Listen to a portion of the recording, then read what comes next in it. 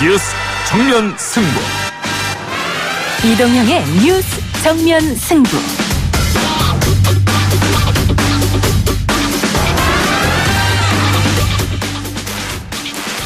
청취자 여러분 안녕하십니까, 이동형입니다. 10년간 반환이 미뤄졌던 주한미군기지 4곳을 정부가 돌려받았습니다. 정부 브리핑 들어보시죠.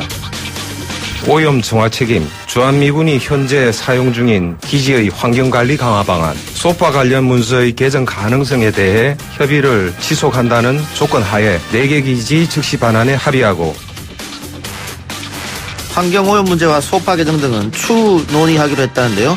반환기지 4곳 중 한 곳인 부평의 지역구를 둔 홍영표 의원 잠시 후 만나보겠습니다.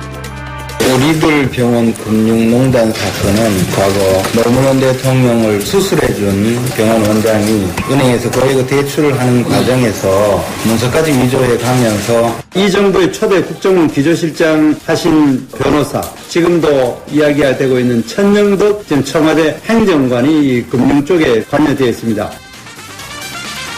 자유한국당 이른바 친문농단 게이트를 파헤치겠다면서 진상조사본부를 꾸렸습니다. 한국당이 금융농단으로 지적한 우리들 병원 의혹 최강병기에서 분석해보겠습니다. 우월적 지위를 이용한 불합리한 언행 등과 관련된 자에 대해 엄격한 기준을 적용하고 부적격자는 예외 없이 배제하기로. 자유한국당에서 내년 총선의 공천 배제 원칙을 발표했는데요.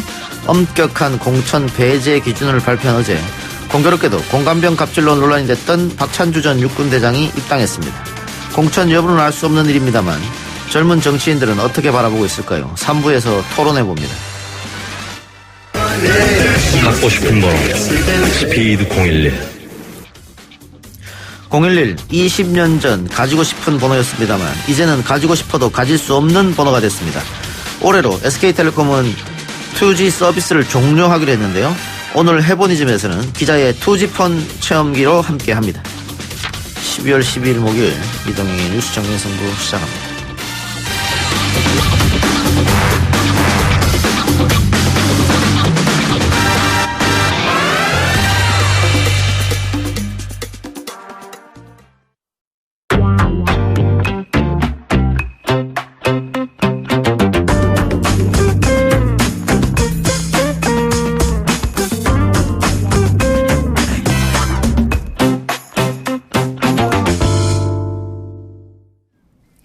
인천 부평과 경기도 동두천 등 이미 오래전에 문을 닫은 주한미군기지 4곳이 시민의 품으로 돌아왔습니다. 그동안 오염된 땅의 정화 비용을 누가 부담할지를 놓고 한미가 줄다리기를 하다가 반환이 늦어진 건데요. 정부는 일단 돌려받은 다음 미군의 책임을 묻겠다는 계획입니다만 천문학적 규모의 정화 비용을 과연 미국으로부터 받아낼 수 있을지는 숙제로 남겨져 있습니다. 부평구를 지역구로 두고 있는 더불어민주당 홍영표 의원 연결합니다. 의원님.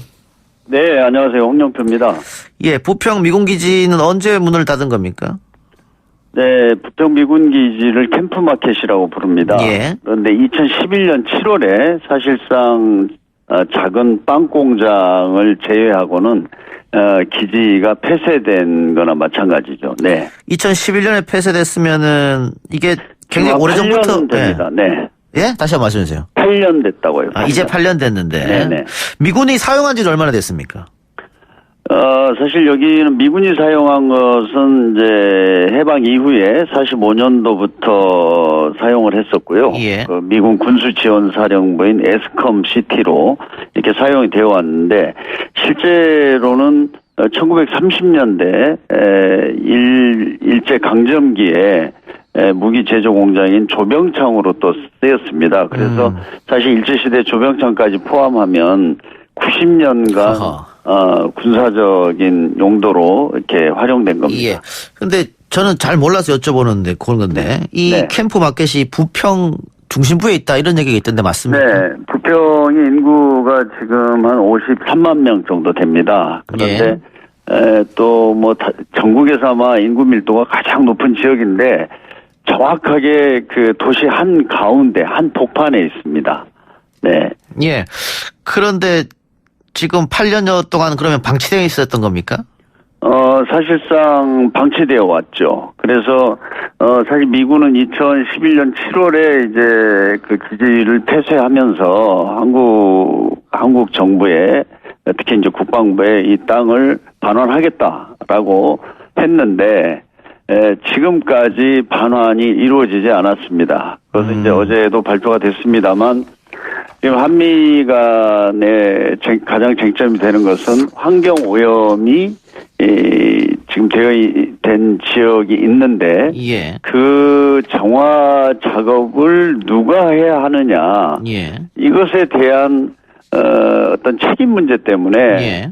사실 이제 한국과 미국 간의 합의를 못 이뤘고 그 다음에 이제 미국으로서는 지금 한미 간의 소파 협정이라는 게 있지 않습니까? 예. 이 소파 협정에 의하면 미국이 사용 중에 긴급한 어떤 위험이 있을 경우에는 환경 정화에 책임을 지지만 반환한 뒤에는 책임지지 않게 소파 협정이 되어 있습니다. 예. 그러다 보니까 미국에서는 환경 문제에 대해서 한국 정부가 책임을 진다면 내일이라도 가져가라. 이런 이야기를 사실 8년 동안 해온 거고요. 예. 또 우리 정부로서는 이게 이제 국방부, 환경부, 외교부가 또 관련돼 있는데 예. 소파 협정이 그렇게 되어 있기 때문에 어느 부처에서도 이것에 대한 그 해결 방안을 마련을 할 수 없었던 거죠. 정부 내에서도. 그러다 예. 보니까 이게 지금 땅값으로 하면 한 5천억 정도가 됩니다. 예. 그것을 한 8년 동안 이용을 못한 거죠.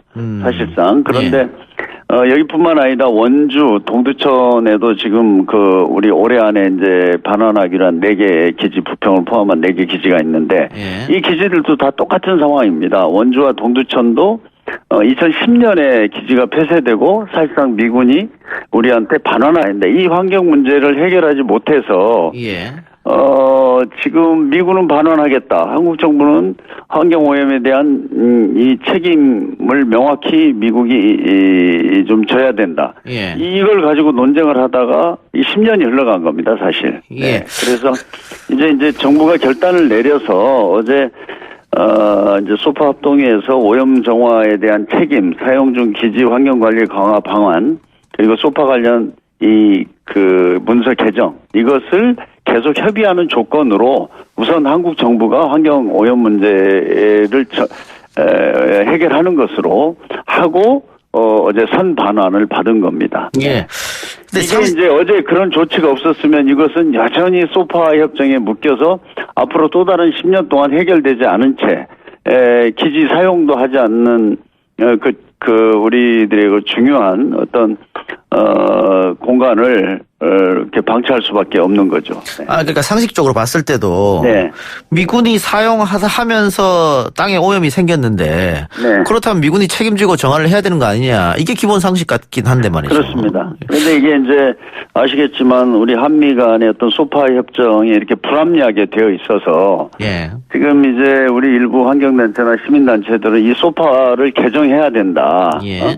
주장, 그리고 많은 국민들도 거기에 공감하실 겁니다. 예. 그런데 현실적으로 우리 정부에서도 이 문제를 적극적으로 제기해서 미국에 요구하고 있지만 이게 이제 국가 간에 합의를 했던 것이라서 예. 우리가 일방적으로 고칠 수는 없는 거 아닙니까? 예. 이제 그러다 보니까 지금 소파 협정이 개정이 되지 않고 이렇게 10년 동안이나 미국이 사용하지도 않는 그 군사 기지를 지금 방치해 왔던 거죠. 자, 비용은 어느 정도 추산하고 있습니까, 지금? 지금 부평만 보면은 예. 대략 한 775억 원 정도가 이렇게 되는데요. 775억 원요. 네, 굉장히 많은 많은 예산입니다. 예. 그런데 이게 사실 아까도 말씀을 드렸지만 이게 땅값이 거의 5천억이나 가깝고 또 그 다음에 지금 최근에 어떤 서울대 이영성 교수 이분이 조사한 바에 의하면 만약에 미군 기지가 이런 이유로 해서 반환 지연이 되면 10년 뒤로 만약에 늘어지면 이 편익에 대한 어떤 그 이익이 40% 감소할 거다. 그러니까 예. 이제 땅을 사용하지 못함으로써 오는 이 손해도 너무나 엄청나기 때문에 일단 정부로서도 이것을 이렇게 서둘러서 이런 어떤 결론을 낼 수밖에 없었습니다. 대체적으로 다 아시겠지만 용산 미군 기지도 한 100년 만에 시민의 품으로 돌아오고 여기는 뭐 규모도 크고 지금 많은 시민들께서는 내년에는 우리가 용산 미군 기지를 반환받아서 가서 산책도 하고 여러 가지로 이용할 수 있겠다 이렇게 생각하는데 실제로 용산 미군 기지도 이 문제 때문에 우리 정부가 이런 결단을 내리지 않으면은 이게 지금 미국하고 서로 이제 소파를 개정하고 뭐 이런 협상, 그 다음에 이걸 환경 정화를 또 조사하고 이걸 치유하는데 걸리는 시간을 생각하면 이게 정말 10년이 금방 가버리는 거죠. 그래서 근데 지금 뭐 어쨌든 부평만 있는 문제가 아니니까요, 이게. 그래서 일각에서는 그 환경 정화 비용을 우리 정부가 부담하고 그래서 이거를 협상의 지렛대로 삼아서 방위비 분담금을 좀 낮추자 뭐 이런 얘기도 있던데 거기에 대해서 혹시 저는 당연히 그렇게 해야 된다고 봅니다. 왜 그러냐면 방위비 분담에 대해서는 이렇게 미군이 기지를 사용하다가 환경을 오염시키고 거기에 어떤 추가적인 어떤 그 비용이 들어간다면 당연히 계산이 돼야 된다고 생각합니다. 그래서 아마 제가 알기로는 정부에서도 그 방위비 분담 협상을 할 때 그 환경 정화 비용은 반드시 포함시켜야 된다. 이것을 뭐 제가 지난번 국방위원인데 국방위에서도 제가 그렇게 주장을 했었거든요. 그래서 아마 그건 아마 협상에 포함시킬 것으로 저는 보고 있습니다. 용산 미군기지 말씀하셨으니까 미군기지는 우리에게 반환돼서 이제 공원으로 한다, 생태공원을 만들다, 역사공원을 만든다 이런 여러 가지 얘기가 있는데 부평기지는 계획이 잡혀 있습니까 지금? 지금 뭐 부평도 아까도 말씀드리지만 전국에서 인구 밀도가 가장 높은 데입니다. 녹지대도 없고요. 그래서 이것은 전에부터 그냥 공원으로 전체를 공원으로 하자는데 어떤 시민들의 공감대가 있습니다. 그래서 최근에는 그 인근에 있는 군부대 삼보급단이라는 데도 다른 데로 이전하게 돼 있거든요. 그래서 부평은 장기적으로는 이 미군 기지와 삼보급단을 잇는 거대한 녹지 공원 이런 것을 조성하자 이것이 어떤 시민들 다수의 바람입니다. 그렇게 녹지 공원을 조성하려고 하더라도 정화 작업은 먼저 필수적으로 이루어져야겠네요. 지금 이제 그 DRMO라는 지역이 있습니다. 한 2만 평 되는 지역이 오염이 돼서 이 문제를 가지고 여러 가지 뭐 해결 방안을 찾다가 결국은 이 현장에서 공장을 만들어 가지고 지금 정화 작업을 시작했습니다. 그래서 그 지역을 말고는 오염이 거의 없는 것으로 현재 이렇게 추정되고 있습니다. 알겠습니다. 자, 국회 현안도 좀 여쭤보겠습니다. 국회 한숨부터 쉬시네요. 자, 선거법과 공수처법 어떻게 내일 본회의 상정하는 겁니까? 더불어민주당에서는 이 하루빨리 선거법이나 공수처법들이 처리되어야 된다고 보고 있습니다. 그 이유는 아시겠지만 12월 17일부터 전국에서 내년 총선에 출마하는 후보자들이 이제 예비 후보 등록을 하고 정식으로 선거운동을 시작합니다. 그런데 이 선거법이 확정이 되지 않으면 많은 혼란이 있을 수밖에 없지 않습니까? 그래서 17일까지는 적어도 선거법, 공수처법, 검경수사권 조정 이런 것들을 반드시 처리해야 된다는 것이 저희 당의 그런 방침이라고 전 들었습니다. 본회의 상정하려면 그 전에 4+1 협의체에서 선거법에 관련돼서 하나의 안으로 만들어야 되지 않습니까? 이제 뭐 많은 논의를 그간에도 해온 것으로 제가 알고 있고요. 뭐 이렇게 의견이 많이 좁혀져 있다. 그래서 뭐 합의를 이루는데 큰 문제가 없을 거다 이렇게 전망하고 있습니다. 지금 자유한국당에서는 뭐 어쨌든 필사적으로 막아보겠다 이런 얘기를 하던데 뭐 6탄 저지 이런 말도 나옵니다만 물리력을 쓸 수는 없을 테고 현실적으로는 필리버스터 정도밖에 없거든요. 그 필리버스터 하게 되면 민주당은 어떤 대책이 있습니까? 아니 뭐 필리버스터를 하게 되면 저희도 뭐 왜 이런 그 선거법이라든지 사법개혁 관련 법안들을 해야 되는지 당위성을 국민들에게 말씀을 드리고 최대한 뭐 적극적으로 응하면서 그런 토론의 자리가 이루어질 것으로 보고 있습니다. 예. 의원님도 원내대표 지내셨으니까요. 네. 새롭게 뽑힌 자유한국당 원내 지도부. 네. 어떻게 기대를 좀 해도 되겠습니까? 어떻습니까? 그러니까 이제 여야 간의 관계를 보면 항상 서로 이제 입장이 다르고 뭐 이렇게 갈등이 있습니다만 원내 대표는 어떠한 상황에서도 협상을 해야 됩니다. 예. 그래서 대화와 타협 이것을 위해서 가장 노력해야 될 사람이 원내 대표라고 생각을 합니다. 예. 그래서 저는 지금 어떻게 보면 협상이라는 것은 마지막 순간에 어떤 극적인 타결이 이루어질 수도 있지 않습니까? 그렇죠. 그래서 예. 파국을 피하고 국민들께 좀 이렇게 그 국회가 일하는 모습을 보여줘야 된다고 생각합니다. 그리고 지금 우리가 경제 상황도 어렵고 뭐 미중 간의 어떤 무역 분쟁이라든지 지금 남북 관계 북미 대화 국가적으로 굉장히 어려운 상황입니다. 이럴 때일수록 여야가 머리를 맞대고 지금 파국을 피할 수 있는 그런 지혜를 모아야 될 때라고 생각합니다. 뭐 그걸 위해서 예. 그 일야당으로서 자유한국당에서도 그런 좀 책임감을 함께 가져주셨으면 합니다. 알겠습니다. 의원님 오늘 말씀 고맙습니다. 네, 감사합니다. 예, 지금까지 더불어민주당 홍영표 의원이었습니다. 1부 순서 마치고요. 2부 최강병기로 돌아오겠습니다. 딱딱하고 지루한 뉴스가 소설보다 흥미진진해지는 새로운 경험. 놀라셨죠? 이것이 바로 이동준의 뉴스 정면 승부.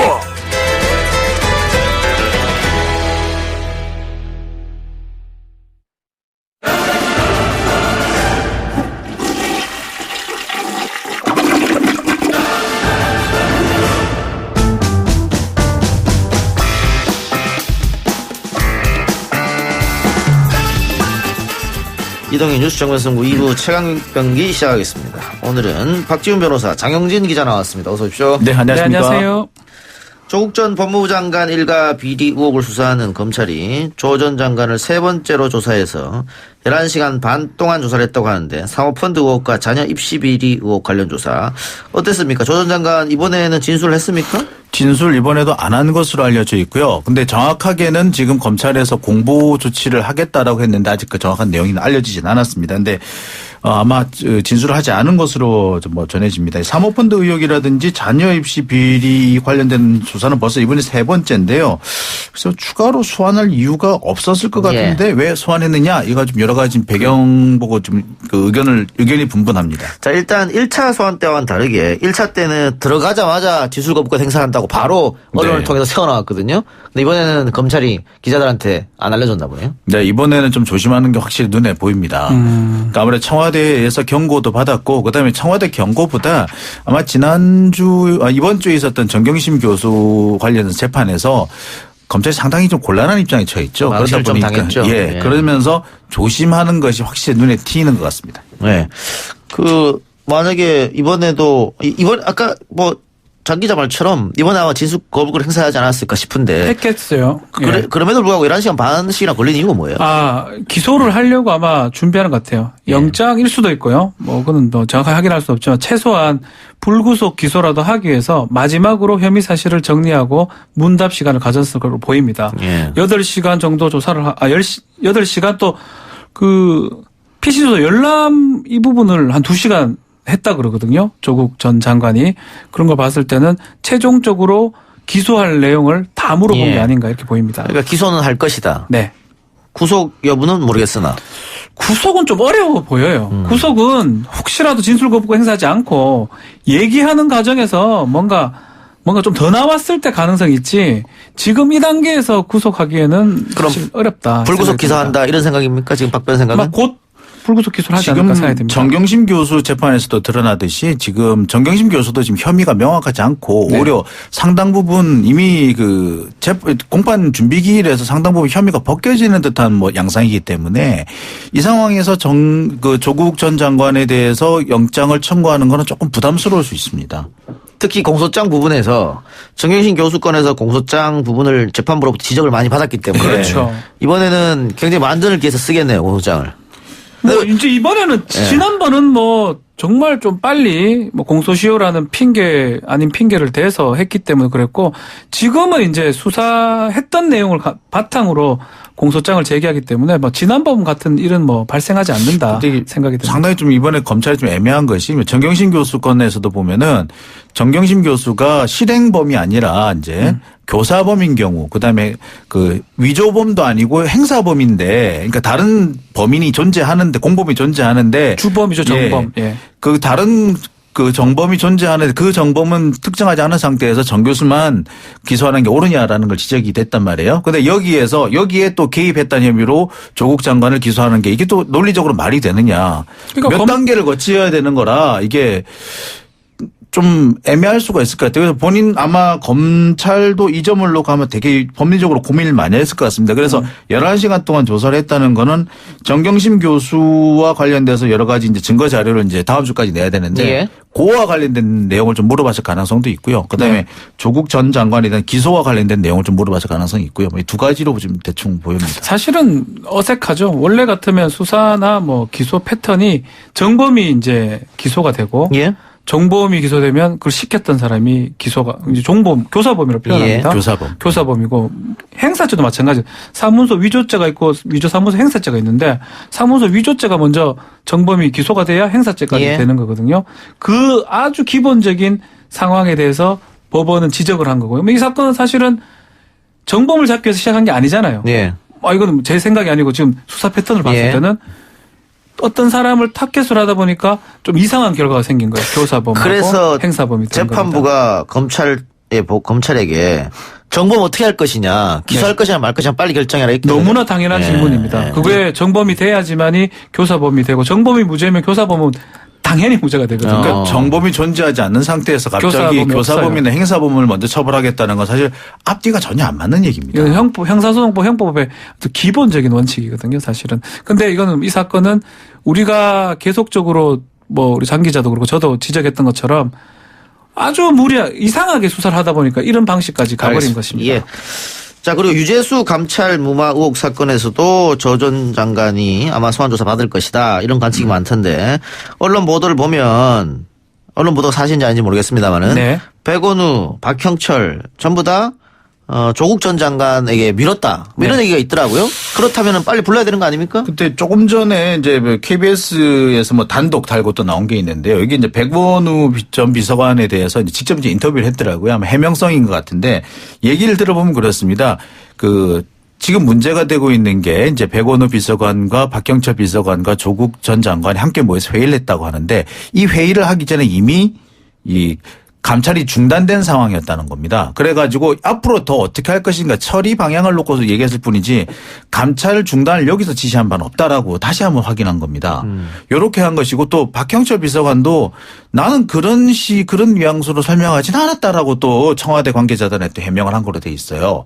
이런 것으로 볼 때 글쎄요. 지금 언론에 보도 나오는 것이 과연 이 진술한 사람들 참고인들의 그 취지를 그대로 반영한 것인지 아니면 자신들이 듣고 싶은 것만 듣고 있는 것인지 조금 가려 이런 예를 좀 들어도 될지 모르겠는데 예를 들어서 조국 전 장관이 상관이잖아요. 그럼 예라고 얘기합니다. 알았을 수도 있지 않나요? 뭐 그럴 수도 있겠죠. 라고 답변한 것을 당연히 알았을 것이다라고 아마 보도될 가능성도 배제할 수 없다. 왜냐하면 뭐 참고인 조서든 피의자 신문 조서든 그 모든 내용을 봐야지만이 또 재판부에 가야지만이 이게 정확한 뜻을 전달하고 받아들일 수 있거든요. 중간에 뭐 조국 전 당시 민정수석이 알았고 몰랐고는 그냥 알았는 게 중요한 게 아닙니다. 이게 범죄가 상관이 있는지 이 부분을 봐야 되기 때문에 아직까지는 뭐 명확하게 드러난 건 없다고 봐야 될 것 같습니다. 제가 뭐 다른 사건에서 이제 공무원들이 이제 되게 이제 투덜대면서 검찰 수사 이렇게 해도 되느냐고 항의에 비슷한 항의성으로 이제 인터뷰를 받은 적이 있는데 그때 그런 얘기를 하더라고요. 최종 결정권은 결국 누구한테 있느냐라고 묻길래 그거야 뭐 누구 어떤 분한테 있지요라고 했더니 그분이 최종 결정을 했다라는 식으로 공보를 하더라 하면서 무척 배신감을 느끼면서 검사가 그래도 되느냐라고 이렇게 항의한 적이 있었거든요. 근데 그런 취지가 아니었을까 싶기도 합니다. 알겠습니다.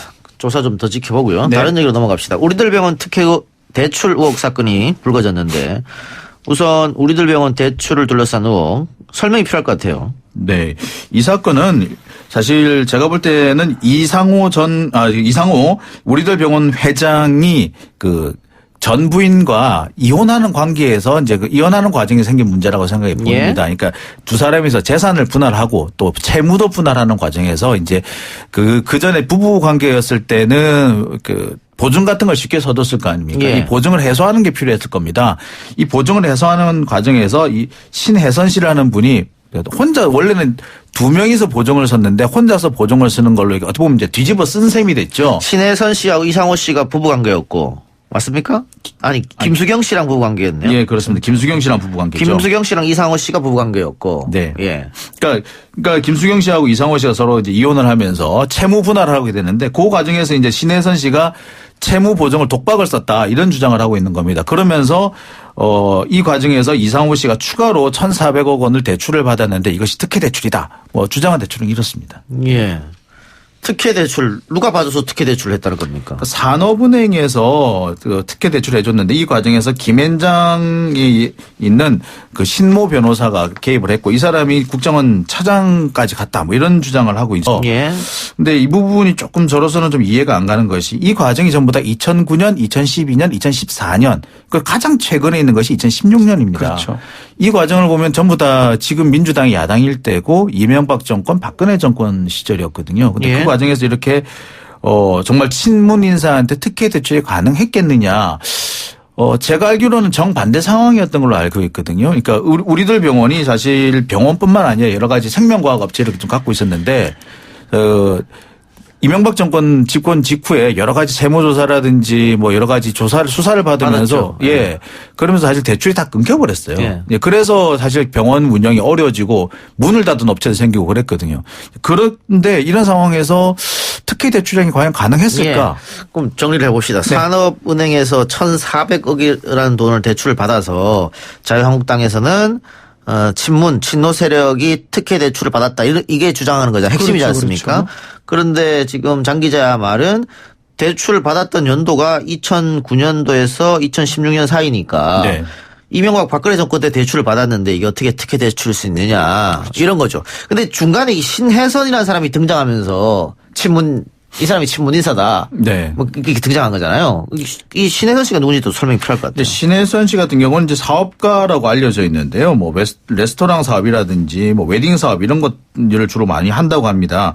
그래서 이제 김수경 씨, 그러니까 이상호 우리들 병원 회장과 결혼 관계였던 부부 관계였던 김수경 씨와 이제 여러 동업을 했던 모양이에요.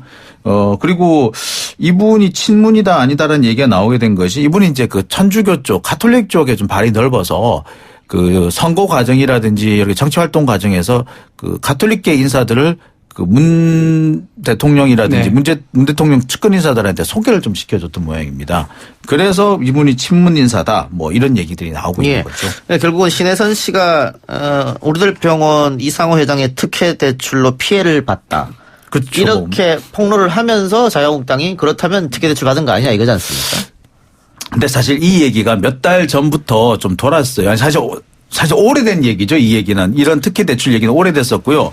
이와 관련해서 한 두어 달 전부터 검찰이 내사하고 있다는 얘기가 돌았었어요. 그러다가 지금 이번에 기자회견이 터지게 됐는데 그래서 사실 이 과정이 좀 옛날로 보자면 정치 공작의 냄새가 좀 난다라는 생각이 들 정도입니다. 사실 이게 좀 깔끔하지가 않아요. 이게 의혹이 제기되는 과정도 있고 그다음에 의혹의 전반적 앞뒤 내용을 살펴봐야 되는데 이거는 사실 이런 정도의 의혹이면은 수시로 들어오는 제보 같은 건데 이걸 과연 이렇게 중요하게 다룰 가치가 있느냐. 진술이나 어떤 증거들이 좀 있는 상태에서 제기됐으면 뭐라도 할 게 있는데 의혹이 먼저 제기되고 그걸 찾아내는 모양새거든요.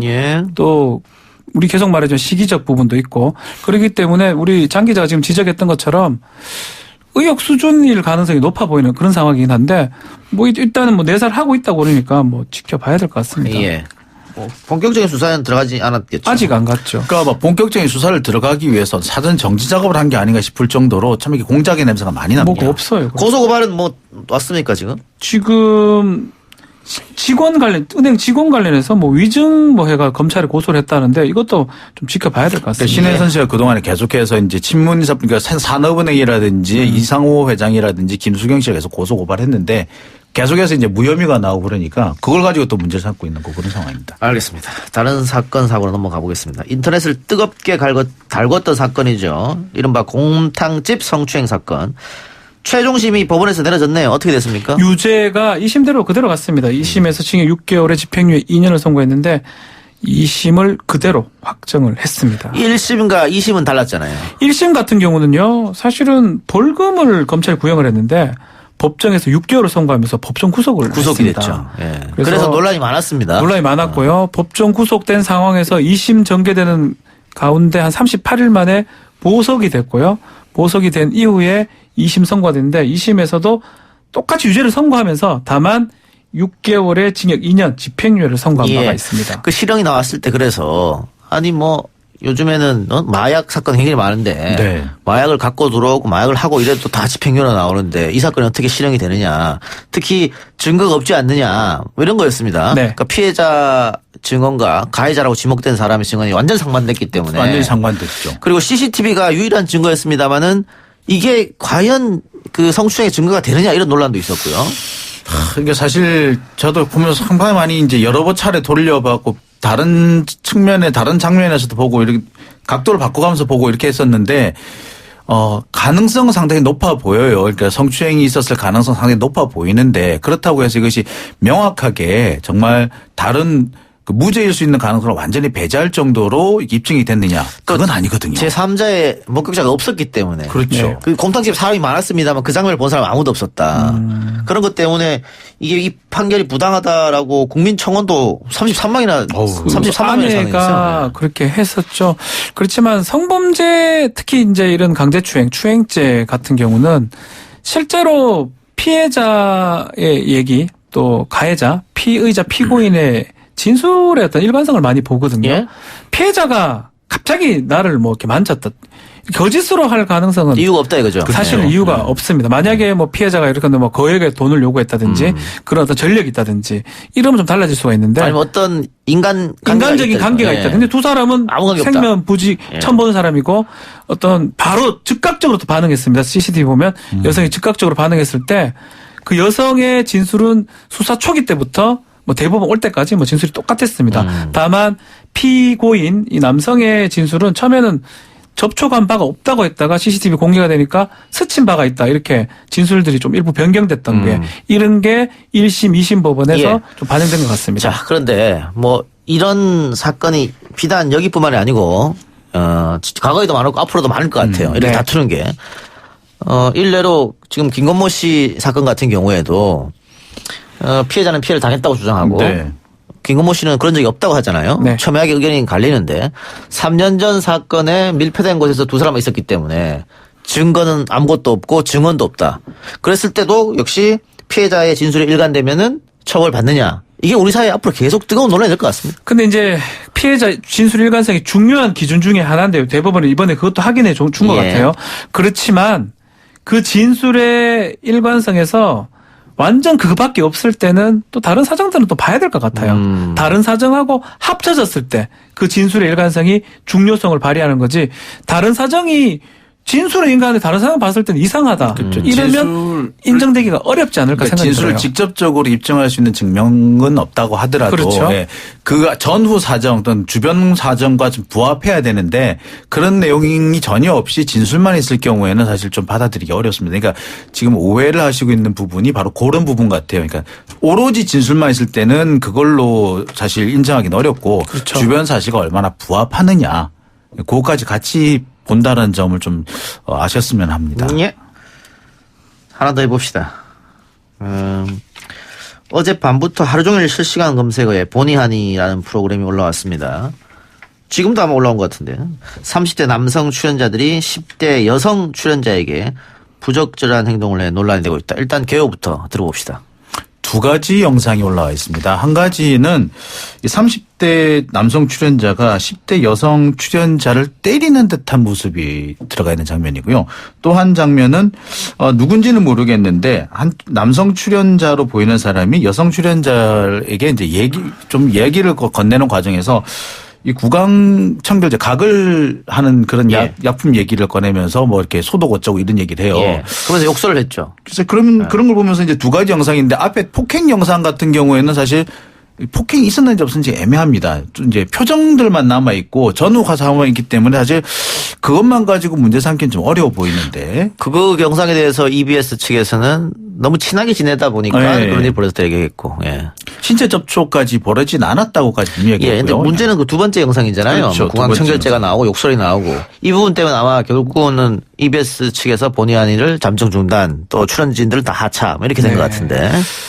글쎄요. 저는 사실 그 구강청결제가 뭔지를 잘 모르기도 하고 그게 그렇게 성희롱이 될 수 있는지 같이 사실 조금 모르겠습니다. 예.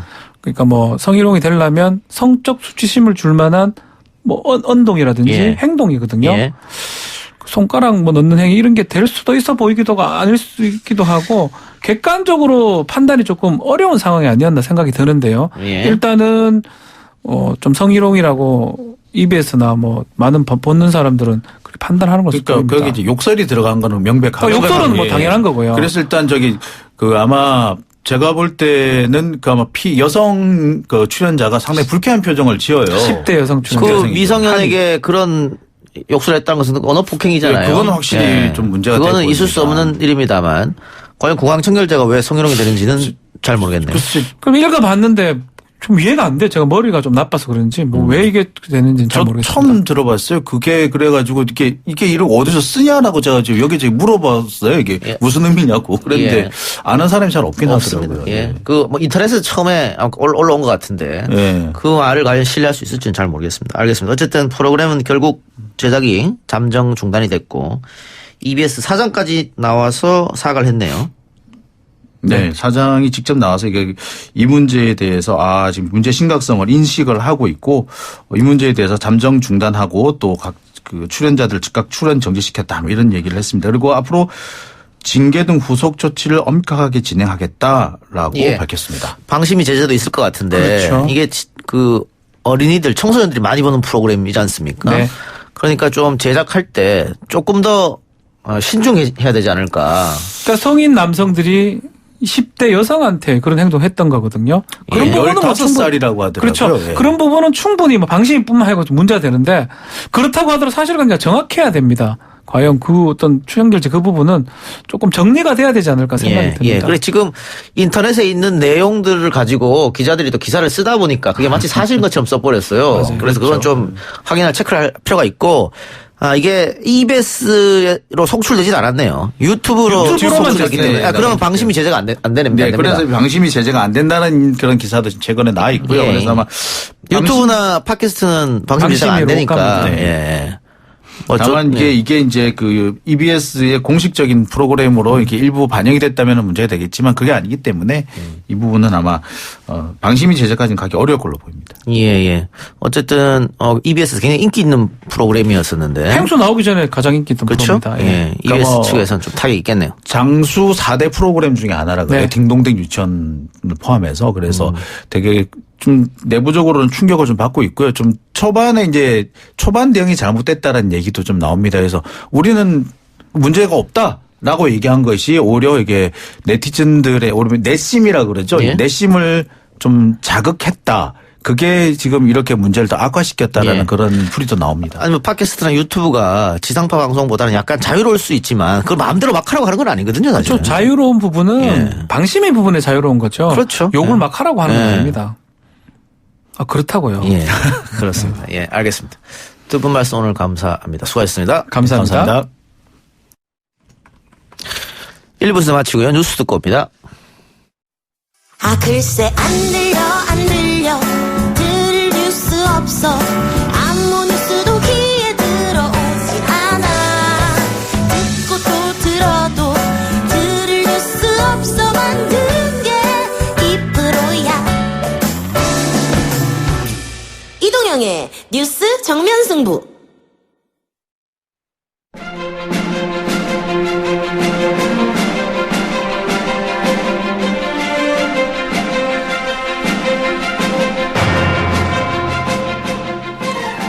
YTN 라디오 이동희 뉴스 정면 승부 3부 시작하겠습니다.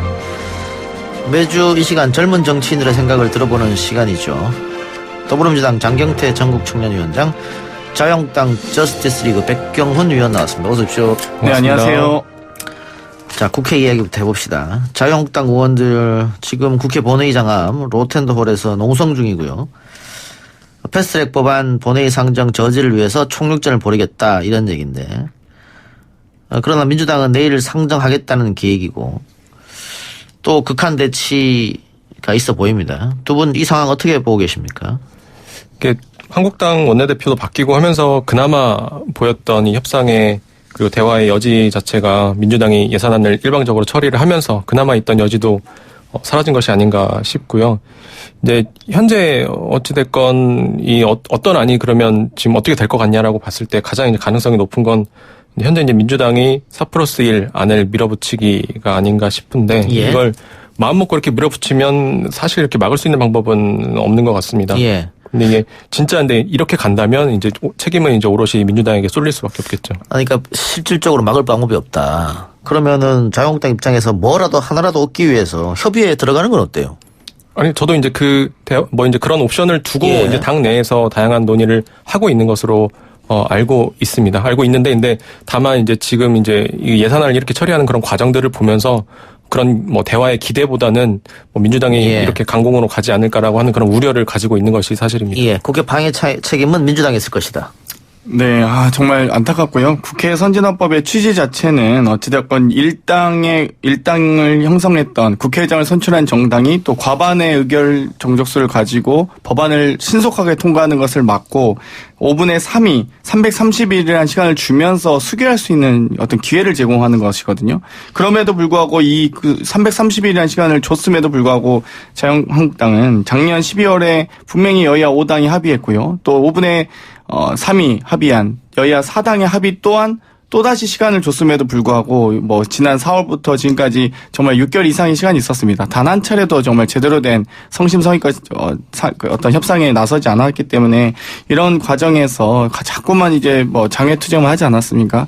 학생이 학교에 있어야지 자꾸 집 밖에 나가면 안 됩니다. 그렇기 때문에 지금이라도 정말 좀 다시 한번 이 4+1이 가동되기 전에 사실 이제 민주당과 자유한국당 원내대표 간의 소위 교섭단체 3당에 대한 협상도 또다시 진행했거든요. 그런 상황에서 지금 협상을 10번, 15번 이렇게 하고 있는데 언제까지 기다리고 소위 예결이 또한 12월 2일까지 통화했음에도 불구하고 결국 협상 시한도 넘기지 않습니다. 네. 예결이 또한 무용지물로 만들었습니다. 그러면 도대체 국회를 운영하지 말자는 것인지 아예 일을 하지 말까요, 저희가? 그래서 이런 부분이 너무 안타깝습니다. 예, 많은 분들이 지금 장경태 위원장 말처럼 그러면 300여일 동안 뭐 했냐 이렇게 반박을 할 수 있을 것 같아요. 그러면서 황교안 대표가 들어오자마자는 지지율이 상당히 높았습니다. 당 지지율을 끌어올렸죠.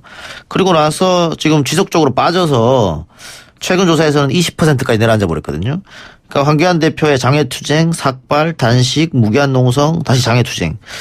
이게 과연 국민들의 마음을 얻을 수 있겠느냐. 이 부분은 어떻게 보십니까?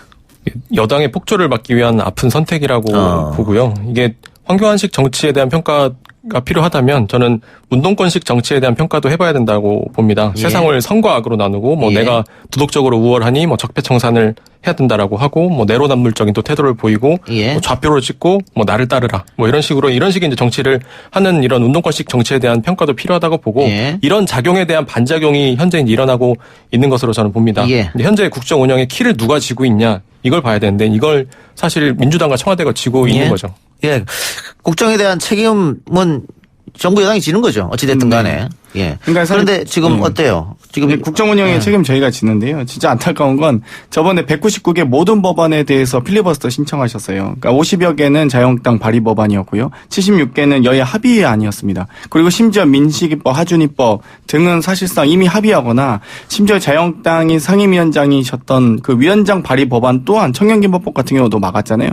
그리고 나서 하도 이제 여론에서 국민적인 어떤 질타가 이어지다 보니까 16개 민생법안에 대해서 통과시키고 그 다음에 필리버스터 하시겠다 하는데 저는 그래요. 그러니까 국정 운영에 대해서 저희가 부족할 수 있습니다. 그리고 여야 합의가 제대로 완벽하게 100% 이루어지진 않을 수 있습니다. 하지만 최소한 여야 합의가 이루어진 것만큼은 국회 의사 일정에 동의를 해주시고 절차를 밟아주셔야 되는데 그 부분에 대해서 전혀 안 하셨단 말이에요. 그러니까 국민들이 보시기에도 아니 이견이 있는 건 인정한다. 근데 이견이 없는 거는 왜 일을 안 하느냐라는 질문을 던지고 계신 겁니다. 그러니까 지지율이 떨어지죠. 네. 예. 백경원 의원이 지적한 그 운동권식 정치, 성각 이분법으로 나누는 정치, 또 어제 조경태 최고위원은 우리 방송과 통화 중에 민주당이 야당, 특히 한국당을 국정운영 파트너로 생각하지 않는다. 이런 비판 어떻게 이야기하시겠습니까?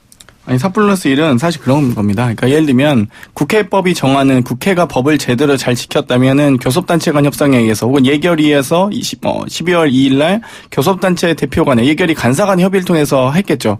그런데 그 예결위의 역할이 끝나다 보니까 법정 시한을 넘기다 보니까 그러면 결국에 이제 당의 지도부 간에 정무적 협상에 들어갈 수밖에 없거든요. 그렇기 때문에 당 대표자들 간의 일괄타결 방식, 즉 4+1이 가동된 겁니다. 그런데 이 과정에서 국정운영 파트너로 생각하지 않는다라고 한다면 그럼 과연 국정운영을 위해서 자유한국당이 노력한 게 뭐가 있습니까? 진짜 그게 더 질문 드리고 싶습니다. 조영태 의원님 정말 저도 개인적으로 좀 알고 있는데 이분이 항상 남 탓은 하시는데 본인이 하신 거에 대해서 조금 더 어필해 주셨으면 좋겠습니다. 예, 국정운영 파트너에 대한 대답은 알겠고요. 백경원 의원이 지적한 거 성각 이분법, 그러니까 일본 문제에 관련해서도 자유한국당 주장은 친일이다. 뭐 이렇게 되는 것이거든요. 그러니까 운동권식 방식이라고 하는데 전 운동권식 방식에 대해서 그럼 어떤 게 운동권식 방식인지 정확하게 말씀해 주시면 좋겠습니다. 저희가 정말 만약에 힘으로 막 밀어붙이거나 힘으로 밀어붙일 힘도 없습니다. 지금 민주당은 지금 여소야대 상황이고요. 과반 의석도 확보하지 못하고 있습니다. 심지어 여야 4+1이라는 것 자체가 야당 사당의 힘을 협조를 구해야지만 겨우겨우 법안 하나 통과시킬까 말까 한 지금 현재 여당의 모습이거든요. 그렇기 때문에 정말 최대한 대화 협상을 통해서 서로가 의견을 수렴해 가면서 일단 법이든 예산안이든 통과시키고 싶은데 거기에 대해서 자유한국당이 정말 더 조금만 성실하게 협상에 임해 주신다면 저희도 매우 감사할 것 같은데 운동권식 방식이란 것 자체가 뭔지 실체가 뭔지 최소한 저는 그건 알겠어요. 황교안식 정치가 뭔지는 알겠습니다. 나경원 원내대표 최고위에서 해임시키고요. 김세현 여의도 연구원장 강제로 사퇴시키는 게 그게 황교안식 정치입니다. 예, 정치적 수사였다. 그렇게 이해하고요. 백경원 의원한테 질문 드릴게요. 지금 자유한국당 같은 경우에는 비례 제도를 폐지해야 된다 이렇게 주장했잖아요. 국회의원 수를 줄이고. 그런데 비례 제도를 폐지하는 것이 과연 선진국형 정치냐, 오히려 정치를 뒤로 후퇴시킬 수 있지 않느냐 이런 지적이 하나 있고, 또 비례 제도를 폐지하게 되면 그동안 자유한국당에서 이야기했던 청년이라든가 여성이라든가 뭐 장애인이라든가 이런 약자들이 정치에 진입하는 것이 원천 봉쇄되는 거 아니냐 이런 주장이 병행하거든요. 어떻게 생각하십니까?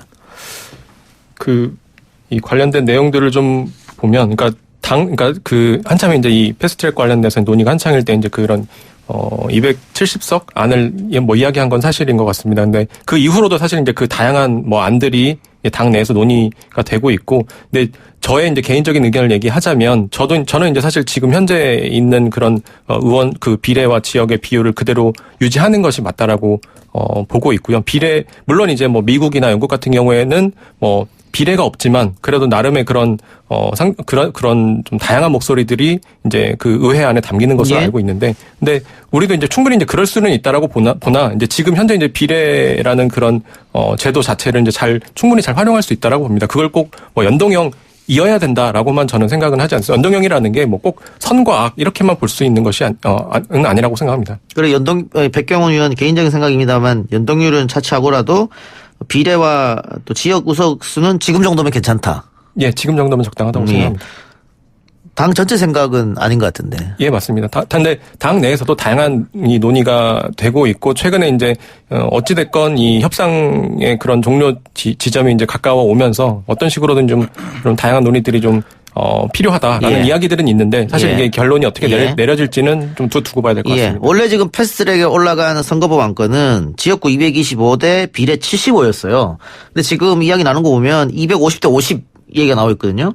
그렇다 그러면 지금하고 별 차이가 없단 말이죠. 그래서 정의당 같은 경우에는 민주당도 결국은 선거법 개정 의지가 없다. 왜냐하면 민주당 같은 경우에 지금의 이런 선거제도로 가면 손해는 없거든요. 그런데 바뀌면 손해를 분명히 본단 말입니다. 그래서 선거개혁 의지가 없는 거 아니냐는 지적이 있어요. 저는 일단 집권 여당의 소위 힘이 얼마나 없는지 바로 이 선거구제 개편 방안에서 나온다고 봅니다. 예. 가장 아마 민주당에게 유리한 안은 아마 자유한국당과 협상해서 거대 양당이 짬짬이로 합의하는 거겠죠. 그럼에도 불구하고 대한민국 정치발전위에서 4+1이라는 정말 고도의 정무적인 판단을 하면서 이런 양보안을 만들고 있는 과정인데요. 사실 이 4+1이라고 하지만 바미당이나 민평당이나 대한정당이라든지 정의당 어떤 정당은 지역구 유지하고 싶어 합니다. 어떤 정당은 비례대표 늘리고 싶어 합니다. 최소한 민주당은 이 당리당략을 떠나서 기본적으로 225에 75가 너무나 과하다 혹은 하고 생각되면 지역구와 비례대표를 함께 좀 의석을 조정하면서 연동률 50%가 되든 40%가 되든 그건 논의할 수 있다고 봅니다만 최초로 우리가 우리 비례대표 선거제도에 연동제도를 한다는 점에서 저는 대단히 큰 의미가 있다고 봅니다. 의의가 있다. 네, 예. 그걸 처음으로 이제 시도해보고 국민적 혼란을 좀 감소시키는 과정으로 좀 이해해 주셨으면 좋겠습니다. 예. 자, 다른 얘기 봅시다. 바른미래당 비당권파가 주축이 된 변혁 있죠? 신당명을 확장해서 발표했습니다. 새로운 보수당. 새로운 보수당. 새롭다와 보수라는 말이 이게 어떻게 같이 쓰이실지 좀 모르겠는데 좀 모순 아닙니까 이게? 사실 새로운 보수당 이름을 딱 듣자마자 정말 대한민국 정치사에 많은 정당들이 있었습니다. 예. 신한국당, 자유한국당도 마찬가지고요. 새누리당, 또 자민당 등등이 있었지 않습니까? 그런데 이 많은 보수 정당들의 물론 진보 정당도 마찬가지입니다만 당명을 이미 쓸 게 다 썼구나 이런 생각이 들었습니다. 그래서 전혀 새롭지도 않고 그러니까 보수당이라고 하지만 어떤 보수적 가치를 보수적 가치도 여러 가지가 있지 않습니까? 어떤 가치가 있는지도 모르겠고 어떤 게 새로운지도 모르겠습니다. 그러니까 어떤 메시지, 창당 정신이라는 게 있는데요. 그 창당 정신을 창당하는 과정에서 좀 어필을 했어야 되는데 전혀 그런 것 없이 이름만 바꾸고 소위 껍데기만 바꾸지 않았나 이런 좀 아쉬움이 좀 들었습니다. 배경 어때요? 다른 당의 이름까지 평가할 입장은 아닌 것 같긴 한데요. 근데 제가 알고 있기로는 바른 정당을 창당할 때도 당명에 보수를 넣는 것을 고려했던 것으로. 그렇죠. 그렇게. 처음에 개혁 보수 신당 이런 얘기도 있었죠. 예, 맞습니다. 그래서 개혁 보수의 다른 이름 정도가 아닐까 싶습니다. 예. 어쨌든 자유한국당과 선거 전에 합종 연행이나 당을 합칠 수도 있고 아니면은 선거 연대일 수도 있고 이런 얘기가 계속 흘러나오는데 일단 바른미래당을 하면 안 되죠, 이제. 예. 변혁, 새로운 보수당 쪽에서는 그건 아니다라고 선은 긋습니다만 배경이 판단할 때 어떻게 될 것 같아요? 열려있다고 보고요. 열려있다, 예. 그리고 이제 그 내부를 좀 들여다보면 사실 다른 점보다는 같은 점이 많이 있다고 봅니다. 이게 새로운 보수당에서 말씀을 하셨던 게 중도를 아우르는 보수, 공정한 보수, 자유를 가치를 지키는 보수, 청년이 끌어가는 보수, 이런 것들을 얘기하셨는데, 이런 것도 다 한국당에서 사실, 한국당에서 이제 하려고 하는 그런, 지점이고, 이제 그런 것들이 많이 닮아있다라고 보는데, 한 달 내에 아니면 또 한 달 반 내에 어떤 식으로든 테이블은 마련이 될 것으로 봅니다. 한 달, 네. 통합하신다는 얘기인데. 그러니까 어떤 식으로든 결론이 어떻게 내려질지 모르지만 시작은 할 거다. 어떤 식으로든 테이블은 마련될 거라고 봅니다. 예. 일려 다야구도로 선거를 치러주면 민주당 입장에서는 좋은 거 아닙니까? 특히 수도권에?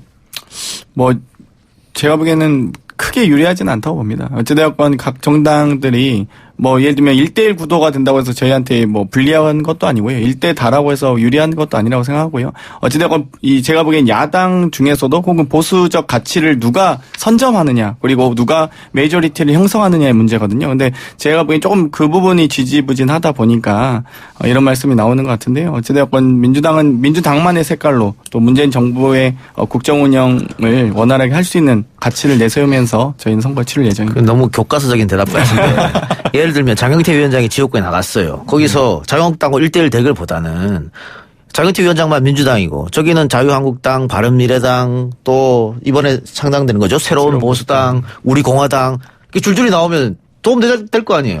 근데 이제 그 논의가 사실 그 정치공학이 2016년에 저희가 적용했을 때 민주당에서 나간 국민의당이 창당했을 당시에 소위 호남을 중심으로 한 국민의당이 창당됐을 때 많은 분들이 민주당이 80석으로 찌그러진다고 생각했거든요. 근데 오히려 국민의당이 여러 가지 지역구마다 좀 다를 수 있습니다만 자유한국당의 표를 더 잠식을 많이 하기도 했습니다. 그렇기 때문에 제가 보기에는 제3의 정당 혹은 중도적 어떤 가치와 중도 표심을 누가 또 가져가고 선점하느냐에 따라서 보수당이 만약에 더 많아진다면 민주당의 표도 충분히 가져갈 수 있다고 보고 있습니다. 알겠습니다. 자신감의 다른 발로라고 듣겠습니다.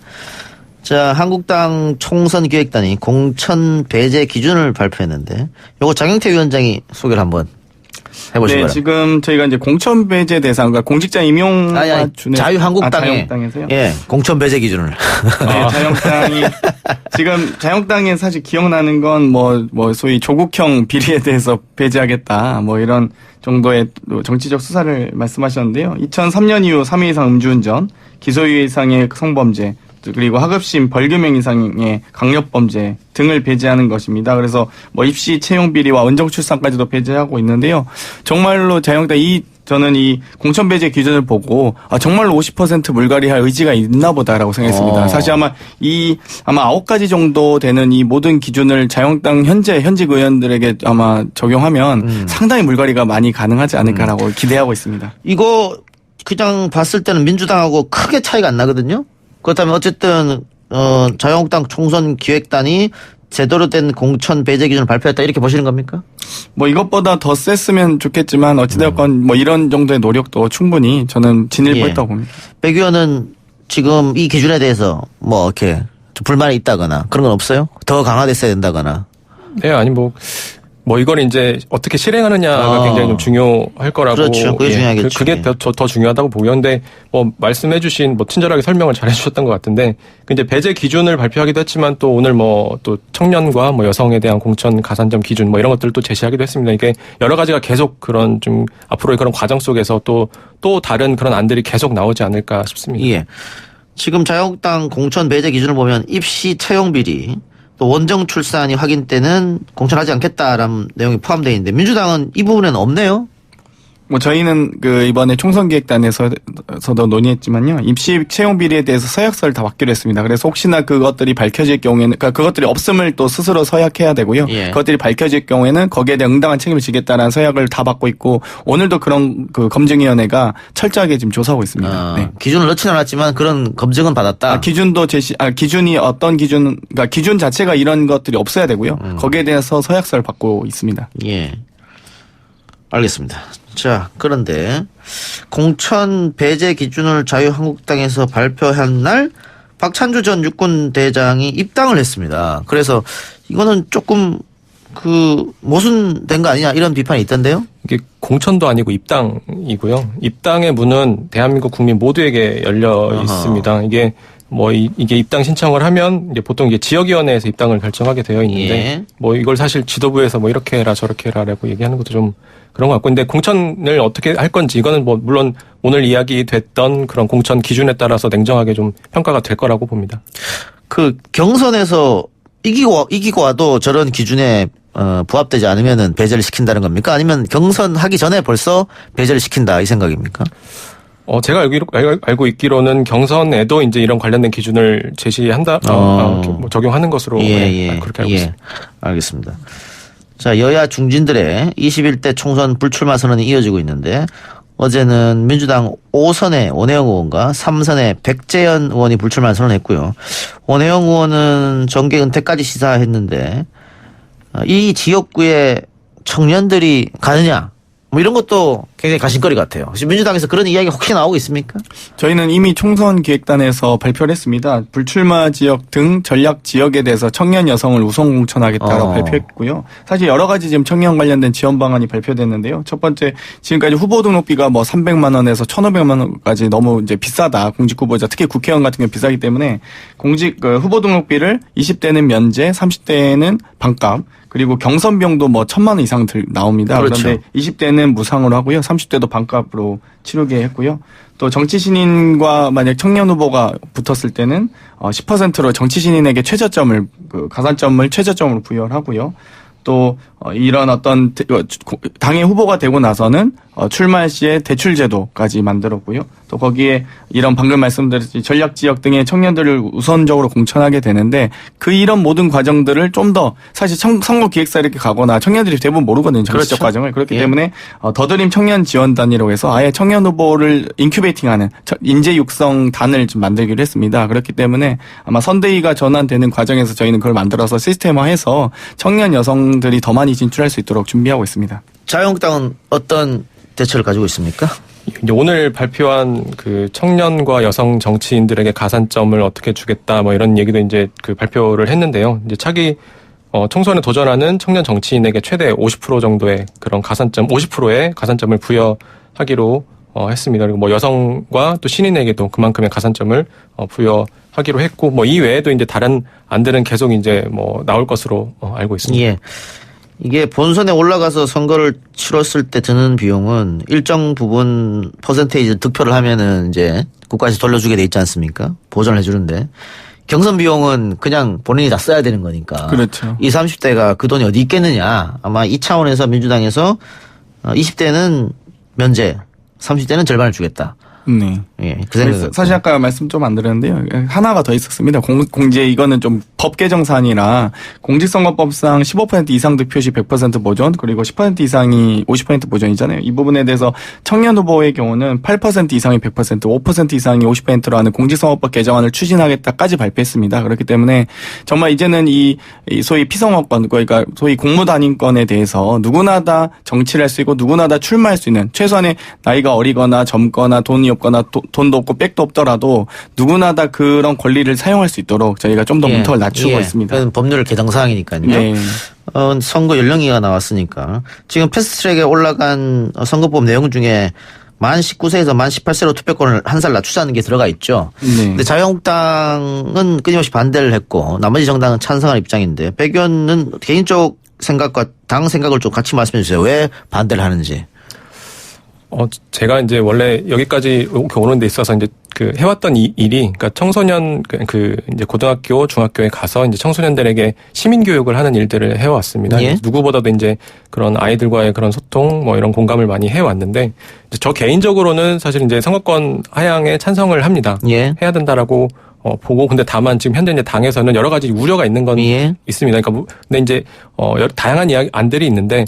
물론 이제 뭐 이 하향에 대해서 동의하는 분도 있지만 동의는 하나 현재 이제 이게 너무 정치화되지 않을까라고 하는 우려 이런 것들이 있는 게 사실이고, 그리고 이제 최근에 이제 핀란드에서 34세 여성 총리가 나오지 않았습니까? 예. 이제 그런 것도 보면 이제 그 나라에서는 어렸을 때부터 그런 정치에 대한 교육, 훈련 이런 것들이 되는 토대들이 있는데, 그렇죠. 우리나라는 아직 그런 토대가 마련이 안 돼 있는 게 사실이고, 이런 것들이 우선 마련이 되어야 이 선거권에 대한 논의도 의미 있는 논의도 진행이 되지 않겠냐라고 하는 것이죠. 이게 선거권을 그래도 한 살이라도 이렇게 낮추면 사실 이건 또 되돌릴 수 없는 문제이기 때문에 예. 굉장히 좀 신중히 접근할 필요가 있다라는 입장입니다. 시기상조론 이런 겁니까? 예, 시기상조론이라기보다는 그 전에 갖춰질 옵션들이 좀 있다라고 보면. 그러니까 백 의원 본인은 한 살 낮추는 거 찬성하는데 당 입장은 그런 얘기란 말이죠. 예, 맞습니다. 예. 장 의원은 한 살 낮추는 건 당연히 찬성이겠습니다. 일단 저희 우리나라는 현재 25세 이상이 피선거권을 가지고 있고요. 예. 19세 이상이 선거권을 가지고 있습니다. 그런데 이와 더불어서 18세 참정권을 저희가 주장한 이유가 여러 가지가 있는데요. 18세만 되면 군대도 갈 수 있고요. 대학도 갈 수 있고요. 납세 의무도 줄 수 있고요. 결혼도 할 수 있습니다. 그런데 유독 선거만 출마할 수 없고 출마는커녕 선거에 투표조차 못하게 됩니다. 예. 왜 국민으로서 대한민국 국민으로서 모든 권리와 의무를 다 하는데 왜 유독 투표권만 안 줍니까? 그럴 거면 군대도 빼고 결혼도 못하게 하고 세금도 못 내게 해줘야죠. 예. 근데 왜 대한민국 국민으로서 지위를 안 주시는지 그건 좀 안타깝습니다. 이렇게 학교에서 아이들을 만나보면 분명히 이제 좀 다른 것 같습니다. 물론 이제 기성세대랑도 다른 건 당연한데, 네. 이제 저희랑도 보면 분명히 좀 다른 지점들이 있고, 예전 10년 전, 20년 전 10대들과 또 지금의 10대는 저도 이제 뭐 다르다라고 보고, 그들에게도 그런 기회를 주는 것이 맞지 않겠나, 뭐 그렇게 봅니다. 네. 알겠습니다. 두 분 말씀 오늘 잘 들었고요. 다음 주에 또 뵙겠습니다. 두 분 이제 혹시 출마를 결정하게 되면은 방송 나오는 건 한 달 정도밖에 안 남았네요. 그 전에 그 후에는 방송 나올 수가 없으니까. 그렇죠? 네, 아마 네. 남은 시간이라도 잘 채워보겠습니다. 예, 그래요. 알겠습니다. 두 사람이 동시에 출마하면 가능하다고 하네요. 예. 예, 오늘 말씀 고맙고요. 지금까지 더불어민주당 장경태 위원장, 자유한국당의 백경원 위원이었습니다. 수고하셨습니다. 네, 감사합니다. 3부 순서 마치고요. 4부 해보니즘 코너로 돌아옵니다. 뉴스 신동 이 작가와 함께하는 비포장 뉴스 해학 뉴스 정면 승부.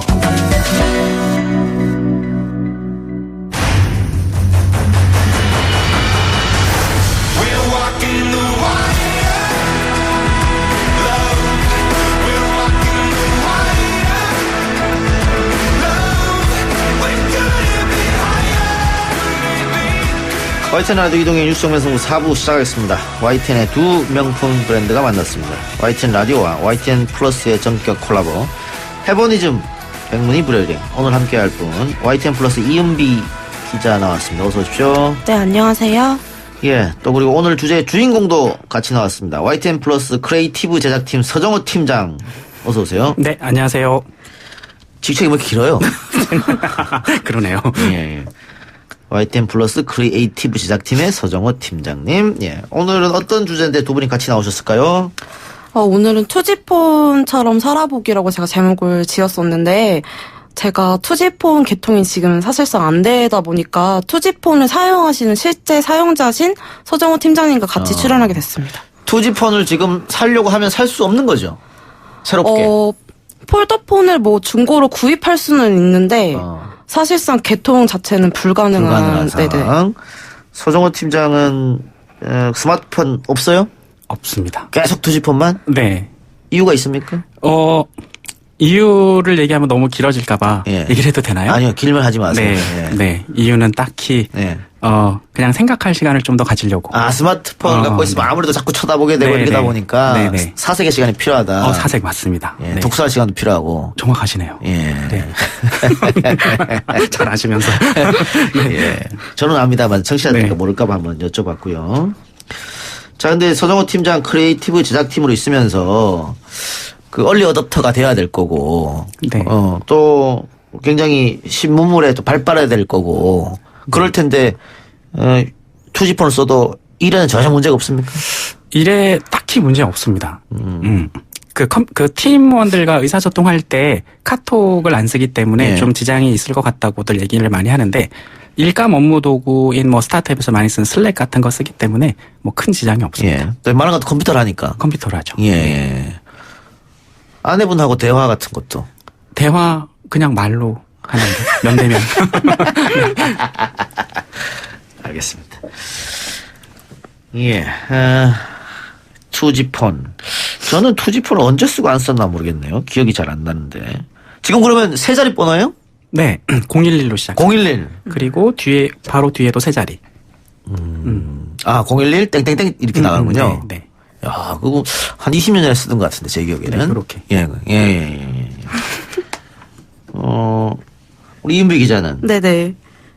첫 핸드폰이 3G였습니까? 아니요, 저는 2G이긴 했는데, 당시에 고아폰이라고 불리던 폴더폰을 썼거나 애니콜 폴더폰을 썼었는데, 저도 한 고등학교 때쯤에 3G 폰으로 바꿨던 것 같아요. 그때는 에버폰이라고 불리던 MP3가 같이 들어있는 핸드폰으로 바꾸면서 저도 010으로 그때 바뀌었거든요. 고등학생이 핸드폰을 썼어요, 그때? 중학교 때부터 쓰긴 썼어요. 네. 그때 보통 중학교 때부터 쓰긴 썼는데. 그래요. 네네.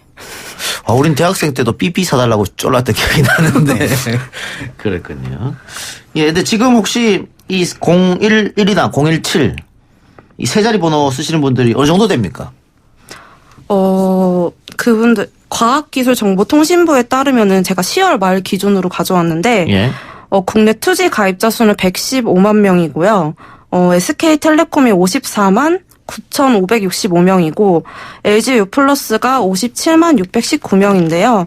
그래서 나머지는 다 알뜰폰 가입자고, LG유플러스가 가장 많은 투지폰 사용자를 보유하고 있습니다. 100만 명 넘는 거예요? 그쵸. 상당히 많은 분이 아직도 있네요. 네, 근데 그분들이 다 투지폰을 사용하고 있다고 보기는 좀 어렵고요. 이중으로 가입을 하고 있다고 생각하시면. 스마트폰도 갖고 있고, 투지도 가지고 있고. 투지도 가지고 계신데, 그거를 이제 번호를 유지하기 위해서 계속 유지를 하시는 거예요. 돈을 지불하고. 나의 과거가 함께 있는 추억의 폰이다? 그쵸. 그런 식으로 유지하고 계시는 분들이 정말 많더라고요. 네. 다른 이유는 없을까요? 진짜 저분 정말 실사용자도 분명히 있으시고, 그게 사업하시는 분들은 그 번호 자체가 거기로 썼는데. 그쵸. 거기로 계속 고객에 연락이 오기 때문에 사실 번호를 바꾸기가 어렵다고 하시더라고요. 서정호 팀장, 우리 이제 대기실에서 다른 직원 같이 왔는데 본인은 괜찮지만 다른 직원들이 엄청 불편한데요. 네, 맞습니다. 네, 그런 얘기 하루에 거짓말부터 해서 한 10번씩 듣습니다. 오늘도 한 5번 들은 것 같아요. 그러면 서 팀장도 지금 이 기자 말처럼 두 개를 동시에 쓰는 건 어때요? 굳이 그럴 필요가 없는 것이 스마트폰이 좋은 이유를 아직까지는 정확하게 찾지를 못해가지고 2G폰만 써도 괜찮습니다. 그런데 그런 얘기가 있던데 이거 통신사 입장에서는 2G폰을 갖고 있는 사람들 때문에 손해가 난다. 그걸 유지를 해야 되니까. 뭐 그런 얘기 있던데 맞습니까? 네, 뭐 사실 그 2G 그 주파수 종료가 2021년 6월이거든요. 예. 사실 그때까지는 뭐 사용하고 싶으셔도 사용하실 수가 없게 되는 건데 뭐 손해가 있는 근데 통신사마다 다르게 말씀하시기는 하는데 뭐 LGU 플러스 같은 경우는 3G 서비스 상용화 이후에도 2G 장비를 꾸준히 운영을 해와가지고 예. 뭐 상대적으로 타 통신사보다는 2G 정비 여유가 있어가지고 아직은 뭐 밝히지 괜찮다. 않은 상태고 지금 현재는 KT 같은 경우는 2011년에 이미 종료한 상태고요. 지금 SK텔레콤 같은 경우는 신청을 한 상태여서 지금 진행을 하고 있는 상황이에요. 예. 그럼 언제 종료가 된다고요? 서비스 완전히? 2021년 6월에 그 주파수 자체가 종료가 돼서 자체적으로 모두 다 2G 서비스 자체가 종료가 되거든요. 소 팀장 그때 어떻게 할 거예요? 그때는 바꿔야죠. 지금 바꿔요 그러면. 팀원들 불편 주지 말고. 사실은 제가 한 10년간 쓰지 말아야겠다는 계획을 세웠기 때문에. 뭘 스마트폰을요? 네. 왜요? 그게 이제 되게 간단합니다. 이제 그 스마트폰이 좋은 건 사실은 누구나 다 알죠. 그리고 그렇기 때문에 시간이 좋기 때문에 많이 빼앗길 것 같았고, 그럼 이제 생각할 시간, 독서할 시간, 사색할 시간이 없기 때문에 보통 우리가 매체를 생각할 때 신매체는 그러니까 기업의 현란한 마케팅으로 오염돼서 순기능에서 역기능으로 우리가 생각을 하게 되거든요. 활용을. 근데 저는 거꾸로 한번 역기능에서 순기능으로 생각을 해보자. 그러니까 그런 형태의 시간을 한 10년 정도 가져보자. 그래서 이제 미디어에 대한 크리틱 유즈 생각으로서 이제 2010년 12월에 우리나라에 처음에 스마트폰이 도입이 됐는데 그때부터 한 10년 동안 쓰지 말아야겠다. 그리고 생각을 해봐야겠다. 이런 시간의 폭을 조금 더 확보하려고 했기 때문에 내년이면 10년 차가 됩니다. 그래서 마침 이걸 SK가 알고 그런지 모르겠지만 깔끔하게. 예, 맞습니다. 예, 청취자분들 잘 모르시겠습니다만 YTN에서 우리 소정호 팀장에 대한 거는 기대가 상당히 큽니다. 굉장히 인재라고. 예. 감사합니다. 예. 그런데 참 밑에서 일하는 분들은 답답하겠네. 깝깝할 겁니다. 예, KSM님께서 본인만 편하자고 2G폰 고집하다니 이기적입니다 이렇게. 죄송합니다. 네, 제가 좀 그렇습니다. 예. 그래요, 알겠습니다. 다 한꺼번에 종료되다 보니까 2G폰을 고집하신 분들 중에는 뭐 법률적으로 어떻게 대응하겠다 이런 분도 계신 것 같은데 주파수 자체가 사라지면 법률적으로 대응하기도 좀 어렵겠네요. 네, 근데 사실 이분들이 지난 8년간 지속적으로 번호를 그대로 쓰게 해달라고 계속 소송을 하고 계신데, 사실상, 번번이 패하거나 기각이 됐거든요. 지금도 사실, 근데 계속 해보자라는 생각으로 성명을 통해서 고발을 하시고, 네. 쉽지 않을 것 같은데. 그쵸. 예, 제가 아까 그 통신사 쪽으로서는 손해다 그랬는데, 우리 댓글에도 그런 얘기가 있네요. 2G폰 쓰는 분한테 통신사에서 전화를 해서 공짜로 기계 줄 테니까 제발 좀 바꿔라. 이렇게 얘기한다는데. 서정호 팀장 그런 전화 받아본 적 있어요? 아이고, 그런 전화는 너무너무 많이 받죠. 너무 많이 와요? 네, 그리고 심지어는 꽃배달도 온 적도 있고요. 네, 연극 티켓부터 그럼요. 예, VVIP 수준으로 한때 그런 기간이 있었고. 통신사에서 제발 좀 바꿔주세요. 이렇게? 왜냐하면 제가 이 번호를 IMF, 그러니까 1997년부터 썼으니까 사용 요금도 사실은 매달 10만 원이 넘거든요. 그러니까는 어떻게 보면은 그 주요 고객이기도 하면서도 바꿔야 될 대상이니까 여러 이제 그 전화부터 선물 공세부터 온 적이 많이 있었습니다. 예, 그렇네요. 오늘 이야기 보니까 저도 옛날에 쓰던 번호들이 생각이 나긴 하네요. 예, 계속 갖고 있었으면 어땠을까 그 생각 드는데 이 기자는 며칠 동안 2G폰 써봤다면서요? 네, 제가 2G폰을 써본 건 아니고요. 2G폰처럼 살아보니라고 제목을 짓기는 했는데 2G폰 자체를 사실상 사용을 할 수가 없잖아요. 개통도 안 되고. 그래서 제가 사실 지금 가지고 나온 이 회사 그 동료분 아버지 폰을 제가 빌렸어요. 근데 사실 이것도 3G 폰이라서 이게 보기에는 2G폰처럼 보일 수 있는데 그냥 피처폰이라고 보시면 되거든요. 근데 이것도 가져갔더니 지금 현재 유심이랑 이때 유심이랑 또 다르더라고요. 그래서 개통 자체가 실패를 하는 바람에 사실 이것도 사용하지 못하고 그냥 데이터를 차단하고 문자랑 전화만 사용하면서 지냈는데 그 키패드 있는 폰을 사용했어요. 예. 그러니까 실제로는 투지폰이 아니지만 투지폰처럼 한번 그쵸, 살아봤다. 그쵸. 네네. 전화하고 문자만 쓰는 그쵸, 걸로. 어땠던가요? 답답하던가요? 사실 처음에는 카카오톡을 안 해서 너무 좋기는 했어요. 사실 그런 팀 카톡에서 벗어났다는. 친구들 갔던 건 좋지만 일을 하기 싫다. 그쵸. 이제 그 의무적으로 대답해야 되는 그 방에서 나올 수 있었으니까. 그렇지. 의무적으로 그리고, 대답해야죠. 네. 예. 제가 대답을 안 해도 사실 뭐라고 하실 분도 이제 이게 합당하게 딱 일 때문에 하는 거기 때문에 그래서 처음에는 좋기는 했는데 거기에서 해방된 건 좋았고. 그쵸. 처음엔 좋았는데 이제 친구들이랑 연락 자체가 안 됐던 게 문자를 보내도 답이 없더라고요. 왜냐면 다들 PC로 카톡을 하기 때문에 문자 아예 핸드폰 자체를 보지를 않더라고요. 업무 시간에 다들 컴퓨터 보는 척 하면서 카톡 한다는 얘기네요. 네. 그런 분들이 그래, 없지 많죠. 않아 있겠죠. 예. 그리고 인터넷 안 보고 이런 것도 답답할 수 있을 것 같아요. 특히 요즘은 자기 전에 아까 뭐 서 팀장 독서 얘기했습니다만 과거에는 자기 전에 독서도 좀 하고 있는데 요즘은 자기 전에 다 이거 휴대폰 보고 있거든요. 그런 것도 못 하잖아요. 자기 전에 휴대폰은 안 받고 그냥 TV 보고 바로 끄고 자고 그런 식으로 했거든요. 핸드폰을 제가 가장 답답했던 거는 사실 제가 회사를 올 때 버스가 진짜 10,000원 버스여서 택시를 자주 이용을 하는데 보통 택시 요즘 밖에 나가서 길에서 잘 안 잡잖아요. 예. 핸드폰으로 부르는데 우선 택시를 부를 수가 없었고 그러네요. 그리고 돈을 빌렸을 때도 그 은행 앱을 이용해가지고 보내면은 바로 그 앉은 자리에 보낼 수가 있는데 ATM을 꼭 가야 되는 거예요. 잠깐만요. 그러면 서 팀장. 네. 님. 이거 방금 얘기한 거 택시를 잡는다든가 또 돈을 송금한다든가 앱을 할 수 있는 일이 엄청나 많이 있잖아요. 그걸 지금 다 못 하잖아요. 맞습니다. 그거 불편하지 않아요? 그 사용 관념적으로만 알고 있고요. 실제로 사용해 본 적이 없어서 사용한 적이 없기 때문에 불편한지도 모르는군요. 예, 그 개념 자체가 아예 사실은 억지로 이렇구나라고 생각하면서 해야 됩니다. 네. 예, 알겠습니다. 4120님 실제 투지폰을 사용하고 있습니다. 투지를 고집하는 게 아니라 이 번호를 쓰고 싶은 겁니다. 이런 의견 주셨고요. 6899님 공부 중에 듣는 고2인데요. 투지폰 쓰는 사람들 중에 저처럼 공부 목적으로 사용하는 분들 많을 것 같습니다. 고1 때 스마트폰 쓸 때 시간 정말 많이 뺏겼는데 투지폰을 사용하니 저만의 시간이 많이 생겨서 좋아요. 그렇네요. 훌륭합니다. 예, 그럼요.